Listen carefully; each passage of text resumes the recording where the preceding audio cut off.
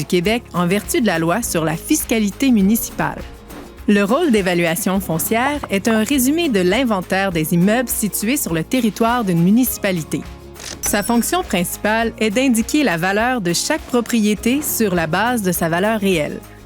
La valeur réelle est le prix le plus probable qu'accepterait de payer un acheteur potentiel pour une propriété lors d'une vente de gré à gré, dans les conditions du marché qui prévalaient au 1er juillet de l'année précédant le dépôt du rôle.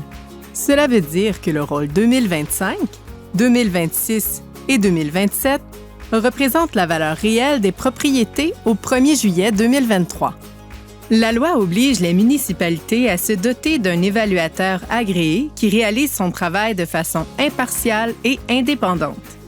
Son rôle est de bien analyser le marché afin que les nouvelles valeurs calculées représentent la moyenne des prix auxquels les propriétés auraient pu être vendues à la date de référence. Pour faire une évaluation, il s'appuie sur de multiples informations.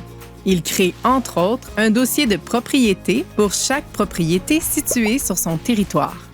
Lorsque vient le temps de déterminer la valeur foncière d'une propriété résidentielle unifamiliale, l'évaluateur utilise deux méthodes.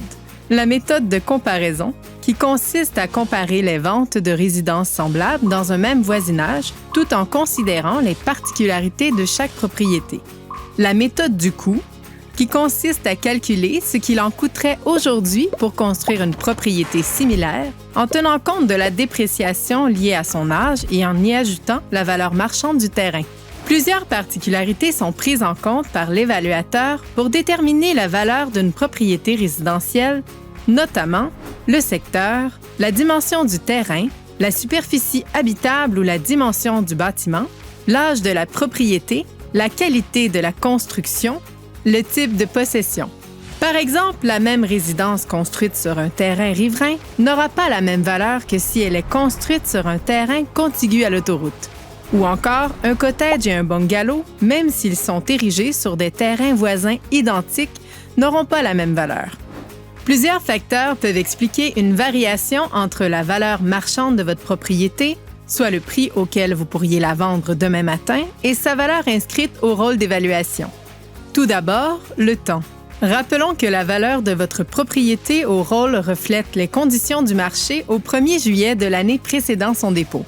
Cela veut dire qu'il y a un écart de 18 mois entre la date de référence et la date d'entrée en vigueur du rôle. Il se peut donc que la valeur de votre propriété au rôle d'évaluation ne reflète pas les conditions actuelles du marché immobilier.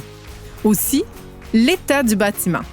L'évaluation d'une propriété tient compte de l'état du bâtiment lors de la dernière vérification. Les vérifications effectuées pour mettre à jour le dossier de propriété ont lieu environ aux 9 ans ou lors d'une vente ou de la réalisation de travaux faisant suite à l'octroi de certains permis. Ainsi, si depuis la dernière vérification de l'évaluateur, vous avez effectué des travaux significatifs, il se peut qu'ils ne soient pas encore portés au rôle d'évaluation.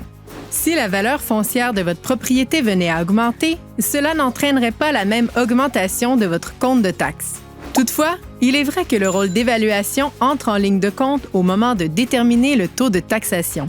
En fait, c'est la valeur foncière de toutes les propriétés sur le territoire qui permet d'assurer le partage équitable du coût des services municipaux entre les propriétaires et d'offrir les services aux citoyens. Suivant l'entrée en vigueur d'un nouveau rôle, un avis d'évaluation est envoyé par la poste à tous les propriétaires. Sauf exception, la nouvelle valeur foncière est en vigueur pour 3 ans. Si vous souhaitez la contester, il est possible de le faire jusqu'au 1er mai, suivant l'entrée en vigueur du rôle. En cas de doute ou de questionnement, n'hésitez pas à communiquer avec la Ville de Port-Cartier.